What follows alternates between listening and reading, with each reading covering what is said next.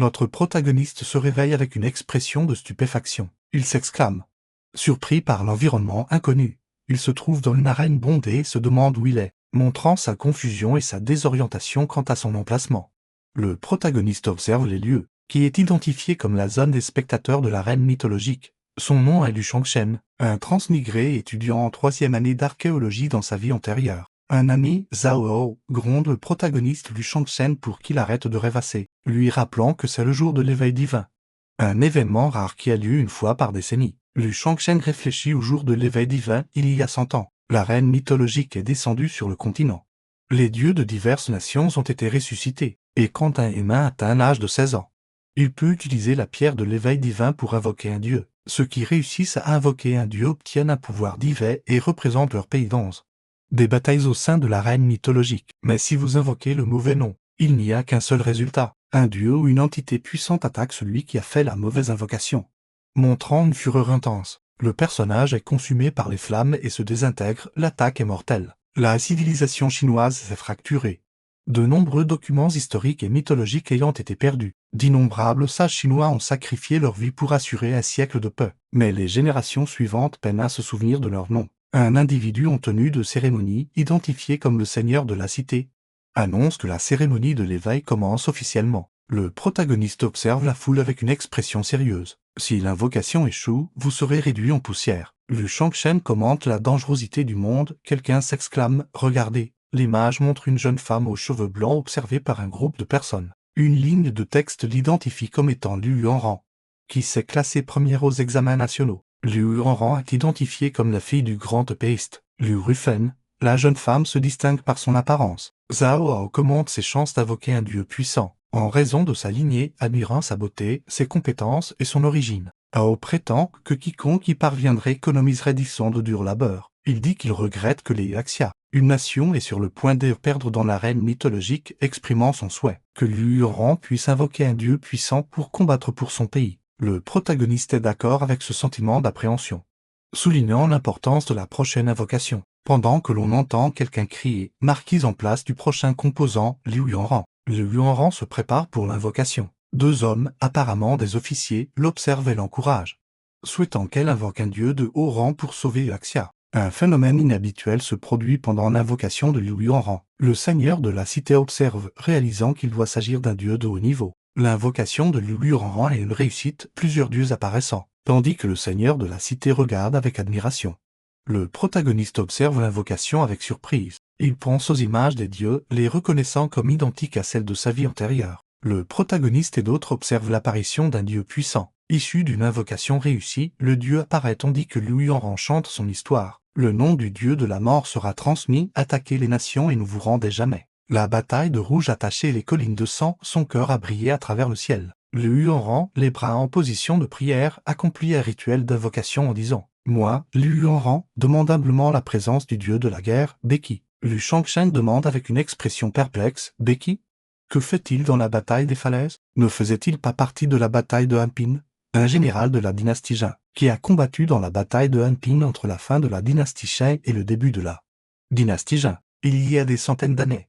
Ils n'ont rien à voir l'un avec l'autre. Zhou Rao dit que le protagoniste est fou de remettre en question la première place aux examens nationaux. Liu Yuanran vient d'une famille d'érudits épéistes. Un groupe de personnes critiquent Liu Shongshen pour avoir remis en question Liu Yuanran, soulignant sa position sociale et ses capacités. Pour lui, tout cela est pathétique. Il pense que la civilisation moderne s'est complètement effondrée. Il se dit en pensée que les gens ont déjà oublié son histoire. Le seigneur de la cité dit que le taux de compatibilité est de 40%. Révélant que Liu Yuanran a éveillé un dieu de classe S. Le dieu de la guerre, Beki. Beki, le dieu de la guerre, apparaît sous sa forme imposante et puissante, une invocation de classe S, attendue par la fille de l'épéiste immortel. Le seigneur de la cité commente. Liu Yuanran a un grand avenir devant elle, mais malheureusement, il lui faudra du temps pour devenir plus forte. L'homme plus âgé dit que, dans les batailles mythologiques à venir, il sera nécessaire d'attendre le retour de l'immortel Liu depuis la frontière. Liu Yuanran tourne son visage pour regarder quelque chose. Elle se tient debout, émettant une aura violette, tandis que les 2 hommes l'observent de loin.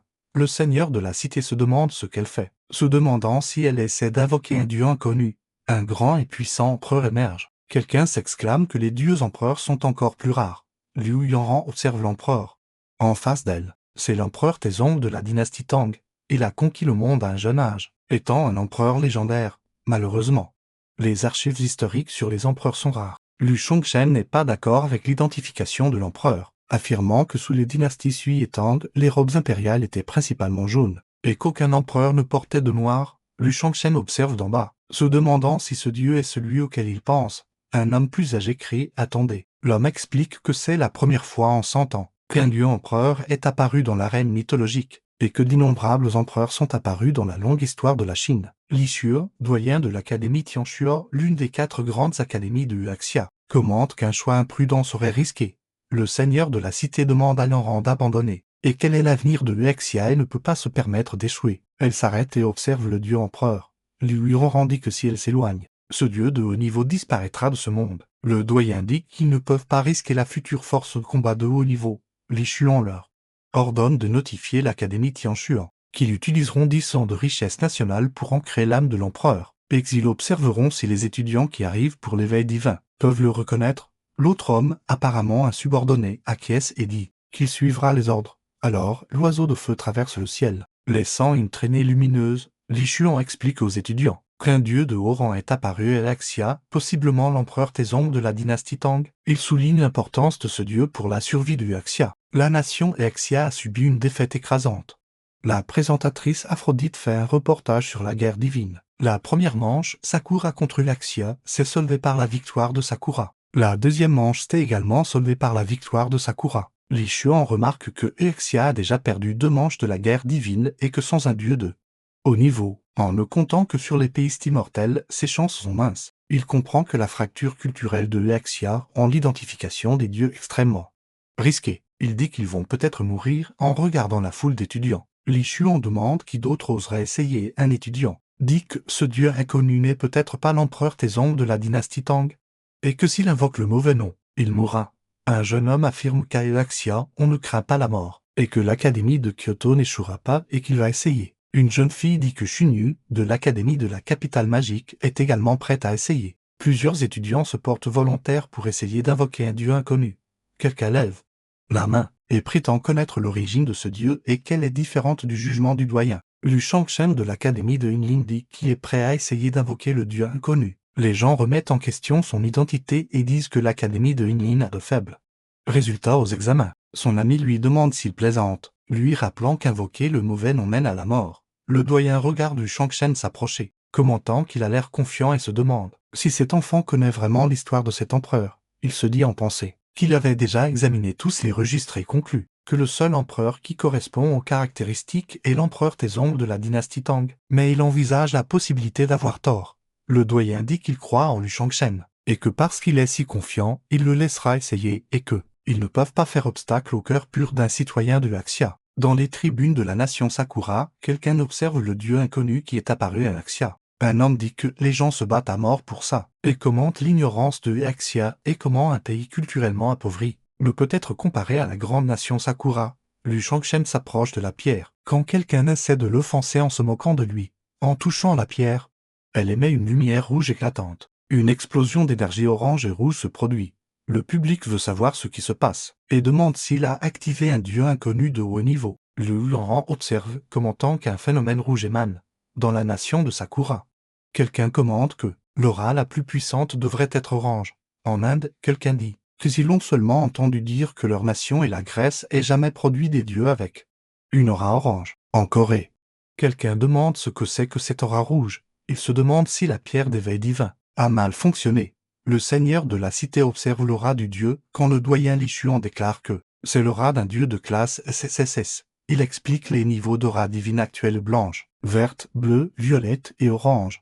Peu de gens savent qu'au-dessus de l'orange, il y a le rouge. Actuellement, le seul dieu au monde avec une aura rouge réside au Vatican et est connu comme le dieu. Le seigneur de la cité se demande si Huaxia a vraiment un dieu de niveau SSS dans son histoire. Lu Shongshan pense que le niveau SSS est la limite pour les dieux, mais pas pour lui.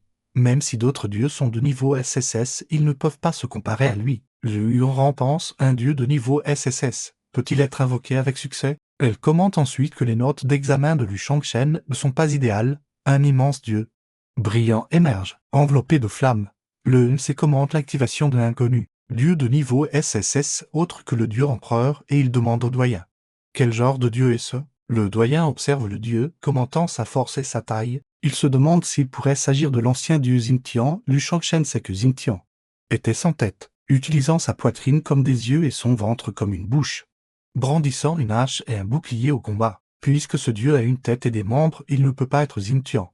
Le protagoniste pense que les mythes de Huaxia ont disparu depuis longtemps et que peut-être c'est la raison pour laquelle il est venu dans ce monde. Ensuite, Lu Shangshen raconte une histoire. Pangu a créé les cieux et la terre et avec son immense pouvoir a établi l'univers. Bien que son corps ait péri, son esprit demeure, nourrissant la terre et les gens. Il effectue l'invocation en disant « Je demande humblement la présence du premier dieu de la création. » Pangu.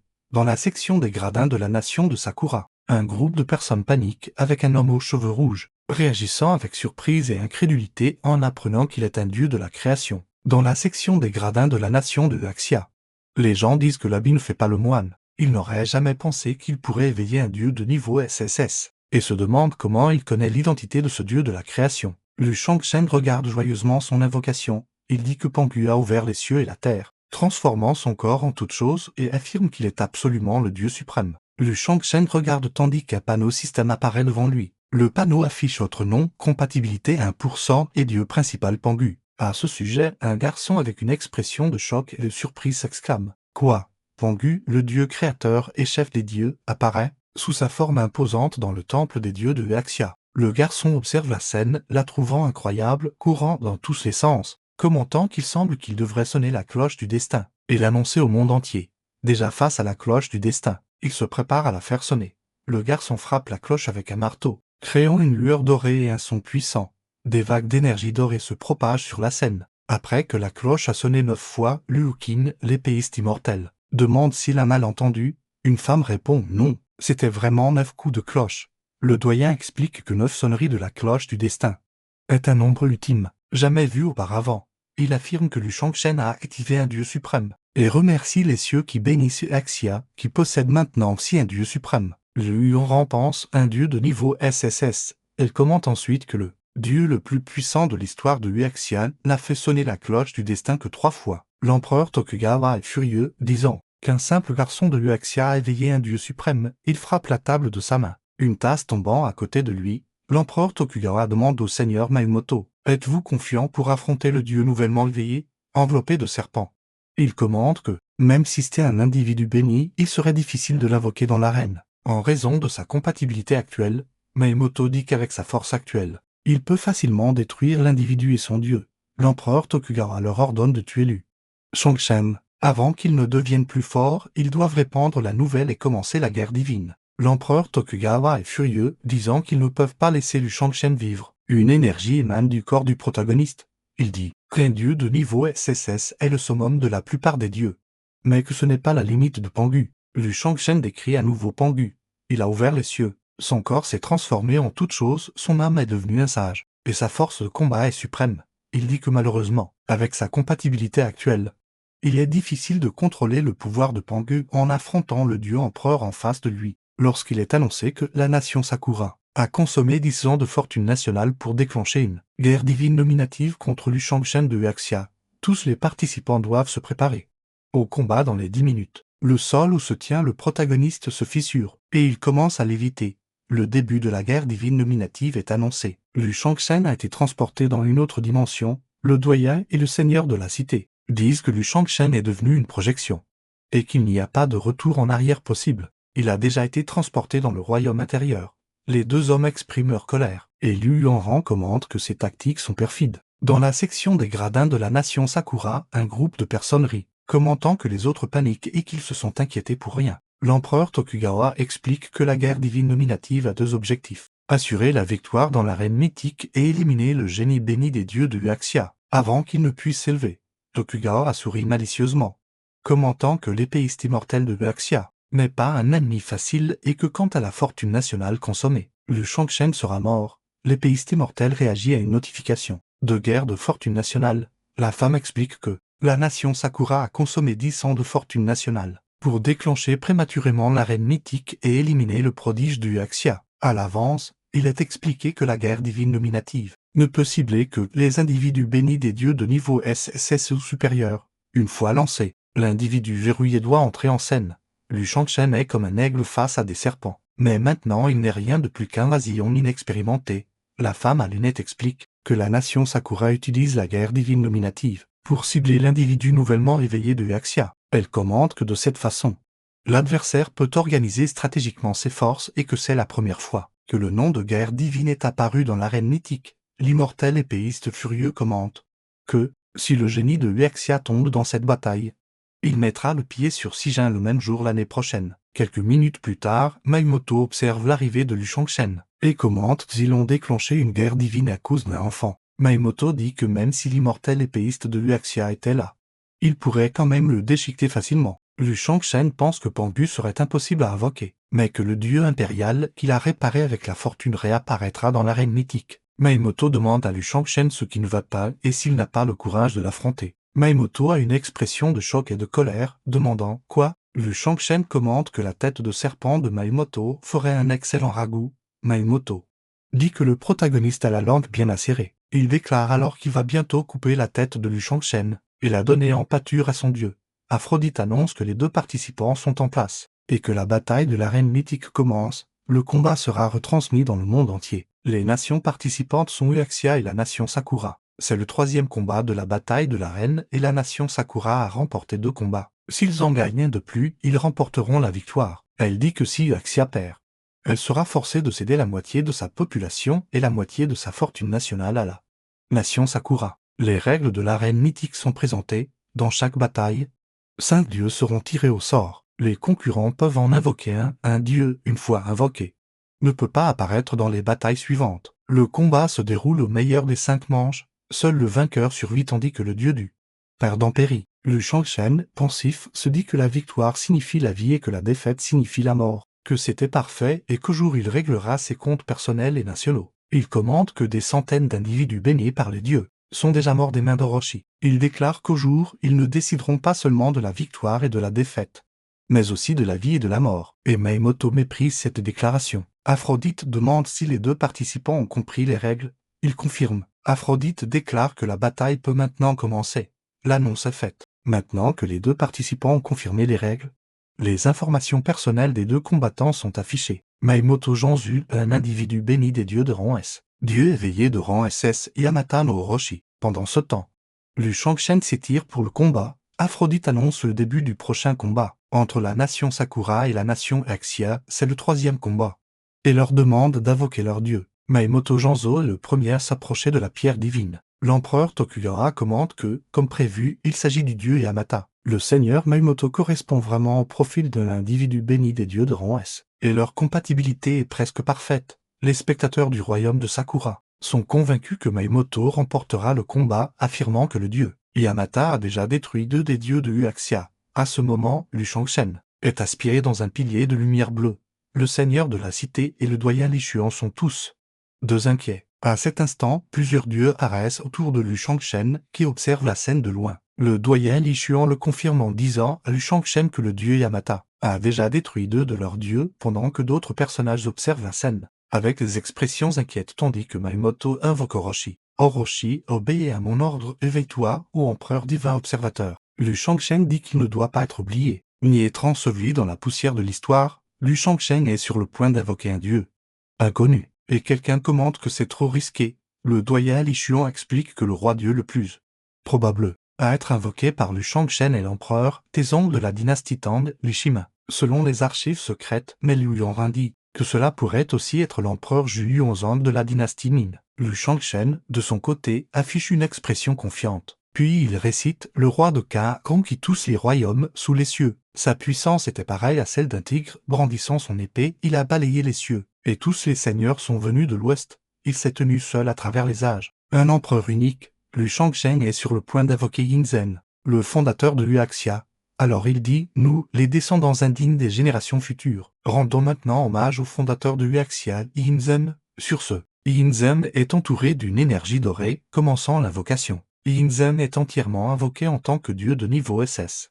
Tandis que Liu Shangshen s'incline respectueusement. Le seigneur de la ville et le doyen Li Xuan célèbrent le succès de l'invocation, s'exclamant que les cieux bénissent Huaxia. Le doyen Li Xuong dit que c'est dommage que le dieu invoqué soit un dieu humain, ce qui surprend le seigneur de la ville. Le doyen Li Xuong remarque que la force des dieux humains est généralement plus faible que celle des dieux démons du même rang. Le dieu humain invoqué par lui, Shongshen, pourrait ne pas être à la hauteur du serpent à 8 têtes du même niveau. On annonce que les deux camps ont réussi à invoquer leur dieu et que le combat commence. Maemoto commente que Lu Shongshen n'a pas pu invoquer un dieu créateur, mais qu'il l'a encore plus surpris en invoquant un faible dieu humain. Il se moque de Lu Shongshen, disant qu'il a simplement invoqué un dieu humain, juste un simple mortel. Lu Shongshen rend hommage à son ancêtre Yinzen. Il dit que les générations futures ont peut-être oublié Yinzen, mais qu'à partir de jour, cela n'arrivera plus. Il dit que les accomplissements de Yinzen en tant que premier empereur resteront à jamais gravés dans la mémoire de ses descendants. En regardant Yinzen, Lu Shongshen commente que il a unifié la langue écrite, standardisé les véhicules et les routes, et uni les peuples des 7 États. Il a planté la graine de l'unification dans le cœur du peuple du Grand Xia. Lu Shongshen met en avant les actions de Yinzen, déclarant que le peuple de Xia pendant 100 générations et 1000 ans n'oubliera jamais que ces terres ne peuvent être divisées. Il a protégé les vastes rivières et montagnes de l'invasion étrangère et a construit la Grande Muraille pour défendre la patrie. Et il a unifié la pensée dans le monde, brûlant les textes hérétiques et les livres insensés. Lu Shongshen est enveloppé par une énergie jaune vif ornée d'un dragon. Un panneau bleu affiche des informations sur le personnage invoqué par Lu Shongshen. Compatibilité de Lu Shongshen 60%, Dieu invoqué, Yinan. Le Luoran se demande si ce que Lu Shongshen a dit est vraiment l'histoire de Huaxia. Elle se demande s'il y a eu un empereur avec de tels exploits dans l'histoire. Maemoto rabaisse Yinan en disant « Et alors, même si tu es un empereur, que peut faire un dieu humain ?» Yinan pointe Lu Shongshen du doigt et demande « Qui est-il ?» Il le décrit comme un étranger qui opprime Huaxia. En apprenant cela, Yinzen devient furieux, déclarant que ceux qui offensent Huaxia doivent mourir. Un groupe de spectateurs de la nation Sakura se moque de Lu Shongshen pour avoir invoqué un faible dieu humain, et de ses paroles grandioses. Ils se souviennent de la défaite des 2 dieux précédents de Huaxia. Maemoto commente la présence autoritaire de Yinzen, comme on pouvait s'y attendre de la part de quelqu'un qui fut autrefois empereur. Yamata no Orochi dit que Yinzen est arrogant de défier un vrai dieu, puisqu'il n'est qu'un dieu humain. Yinzen y accomplit un rituel en disant que dans sa vie, quelque chose enveloppé de flammes commence à émerger. Puis il dit que son seul regret est de n'avoir jamais tué de dieu. Alors une épée d'or est apparue dans sa main, puis Yinzen déclare que l'épée légendaire est son arme. Les spectateurs de la nation Tianzu regardent Lu Shongshen, se demandant si le dieu humain de Huaxia se prépare réellement à combattre. Dans la section des tribunes du pays du bâton, les gens regardent Yinzen, commentant qu'il a l'air très pitoyable. Et dans le groupe de spectateurs de la nation Xia, on observe Yinzen, se demandant s'il a vraiment l'intention de combattre un dieu avec un corps mortel. Yamata no Orochi se moque de Yinzen en disant que peu importe sa petite taille, il reste de la viande. Il l'encourage à manier son épée à sa guise. Yamata no Orochi est sur le point d'attaquer Lu Shongshen, tout en disant que cette attaque montrera la différence entre les dieux démons et les dieux humains, puisqu'un simple mortel ose blasphémer les dieux. Yamata no Orochi attaque Lu Shongshen avec une attaque puissante, créant une grande explosion et beaucoup de débris aux alentours. L'empereur Tokugawa déclare que Yinzen est fini et sera facilement détruit, tout comme les 2 dieux avant lui. Les spectateurs de la nation Sakura regardent le combat, commentant qu'il n'y a aucun suspense. Un dieu humain ne peut pas vaincre un vrai dieu, quel que soit son rang. Au milieu de la poussière, un rayon doré apparaît. Yinzen attaque Yamata no Orochi avec son épée, créant une grande explosion.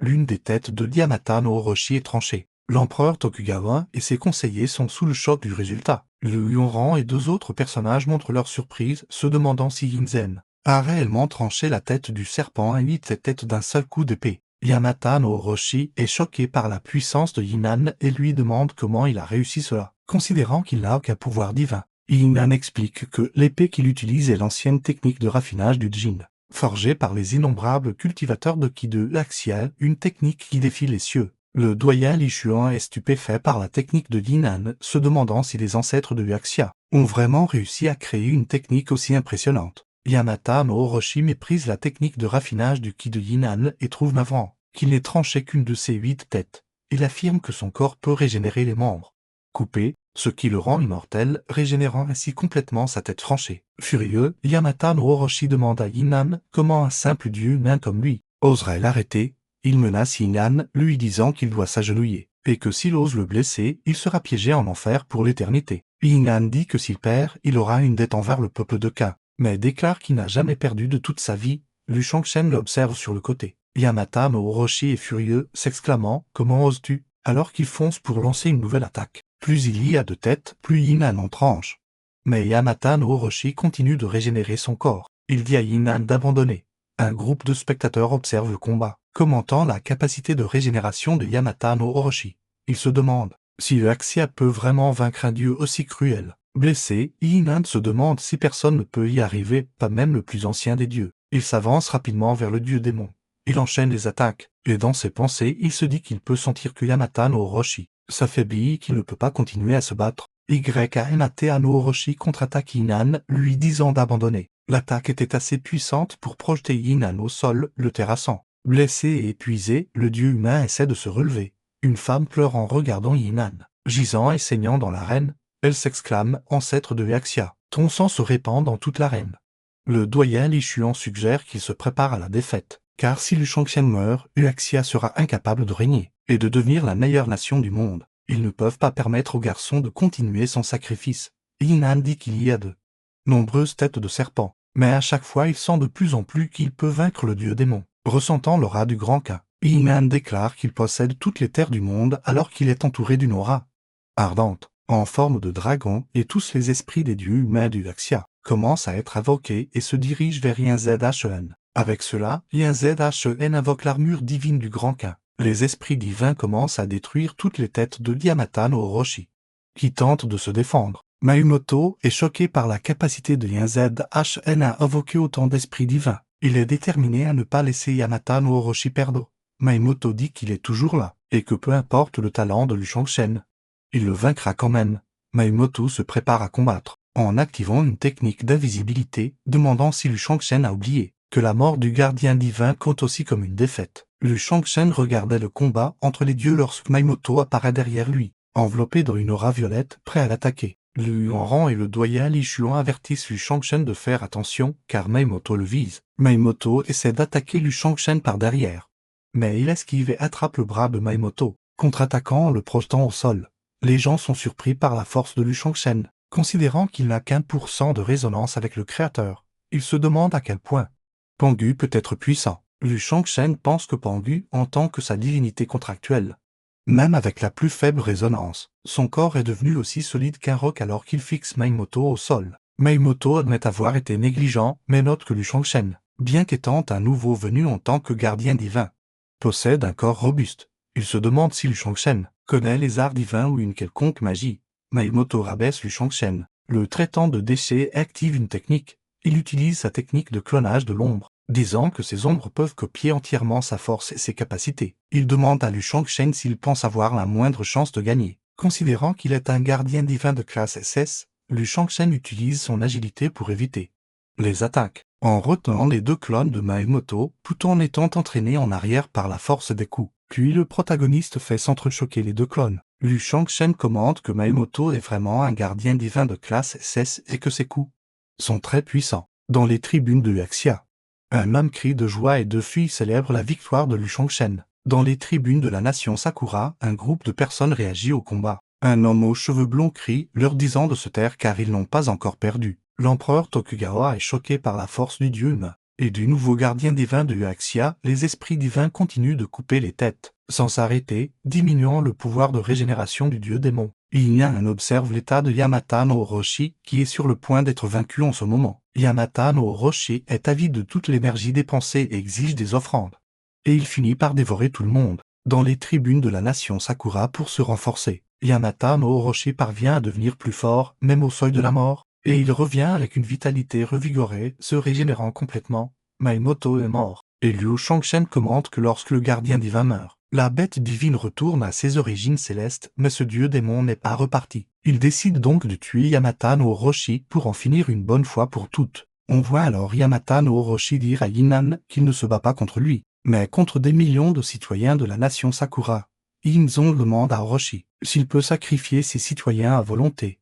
Le dieu humain Yinzong demande à Orochi si ses citoyens sacrifient leur vie et deviennent une source d'énergie pour qu'ils puissent récupérer. Les quelques survivants du sacrifice dans les tribunes de la nation Sakura sont sous le choc et incrédules face à ce qu'ils viennent d'entendre. Yinan se remémore sa vie. disant qu'il a lutté toute sa vie et suivi la voie divine dans sa vieillesse, et que tout le monde a dit qu'il était un imbécile et bien qu'il ne puisse pas devenir divin. Il a finalement maîtrisé une technique. Yinzen invoque un pouvoir capable de sauver le monde, faisant en sorte que tout le monde devienne des dragons. Il s'élève vers les cieux, enveloppé d'une lumière dorée éclatante et active sa technique de chi mortel, renforçant les esprits des dieux humains de Huaxia. Liu-Yuan est surprise. Elle remarque que sa résonance avec sa divinité contractuelle augmente. Les autres gardiens divins de Huaxia sentent également une force incroyable monter en eux. Yinzen dit qu'il a consacré sa vie entière à s'assurer que le peuple du Grand Qin puisse vivre en paix et heureux pour toujours, et que tout le monde puisse agir comme des dragons et rester en bonne santé. Oa pleure d'émotion pendant que les deux autres le regardent. Il fait l'éloge de l'ancêtre de Huaxia, disant qu'il avait secrètement un plan si noble. Yinzen est prêt à tout pour son peuple, alors que son corps dégage une immense quantité de puissance. Le chef de la nation du Faucon remarque que Yamata no Orochi sacrifie son peuple comme source d'énergie, tandis que la divinité de Huaxia est prête à sacrifier sa vie pour son peuple. Les spectateurs de la nation Amerigo regardent le combat, émerveillés par la puissance de la civilisation orientale. Yinzen demande où sont les soldats célestes de la nation du Grand Qin. Les soldats célestes du Grand Qin apparaissent, déclarant « Nous sommes là ». Yinzen leur ordonne alors de détruire les têtes restantes du dieu démon. Tous les soldats célestes crient qu'ils détruiront les têtes restantes du dieu démon et se préparent à attaquer. Yamata no Orochi est surpris par l'agitation. Les soldats célestes attaquent Yamata no Orochi de toute leur force, sans relâche. Le dieu démon tente de riposter. Yamata no Orochi est furieux et exige plus de sacrifices. Et il commence à utiliser le peuple de l'Empire Sakura pour se renforcer.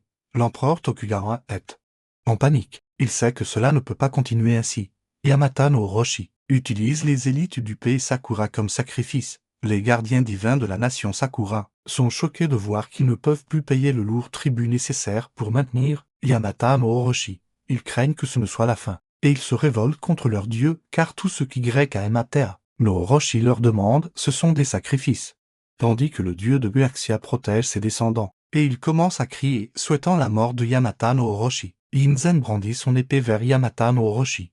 Il dit que ces gens ont été abandonnés. Utilisant toute sa force, le dieu humain porte son attaque finale contre le dieu démon. Aphrodite annonce alors que Yamata no Orochi a été vaincu. Liu Shangshen regarde Maimoto allongé au sol, déclarant que puisque Yamata no Orochi est mort, il n'y a aucune raison de le garder en vie et l'achève d'un seul coup. Une autre annonce est faite, Maimoto Minamoto est mort. Aphrodite a une annonce officielle à faire au public. Elle annonce que Liu Shangshen a vaincu Maimoto Minamoto. Le score de la nation Sakura contre la nation Huaxia est de 2-1. Une femme est surprise et émerveillée. Le recteur Li Xuan et le seigneur de la cité sont impressionnés par la victoire de Liu Shangshen et la façon dont il a vaincu le divin en tant que mortel. Aphrodite déclare que la prochaine bataille divine est sur le point de commencer et demande aux gardiens divins de se préparer. Elle dit aussi que la performance de Liu Shangshen était incroyable. Yinan est déjà complètement affaibli, sans force, et il a du mal à respirer et à se tenir debout. Les spectateurs de la nation Huaxia sont tous inquiets pour Yinan. Le doyen Li Xuan note que presque personne dans la nation Huaxia ne croyait en Yinzang pour cette bataille. Il a également été gravement blessé après le combat. Liu Shangshen regarde Yinzang se transformer en une forme d'énergie tout en l'appelant. Il dit à Liu Shangshen qu'il ne pourra peut-être plus continuer à se battre avec lui, mais qu'il a un rêve. Il veut que toute vie dans ce monde soit réduite en cendres. Salut tout le monde. Avez-vous déjà cliqué sur le bouton j'aime? Honnêtement, je ne comprends toujours pas pourquoi Yinzang veut que le monde soit réduit en cendres. Qu'en pensez-vous? Laissez vos avis dans les commentaires et si vous êtes nouveau ici, n'oubliez pas de vous abonner pour ne rien manquer. Merci beaucoup. Et on se retrouve dans la prochaine vidéo.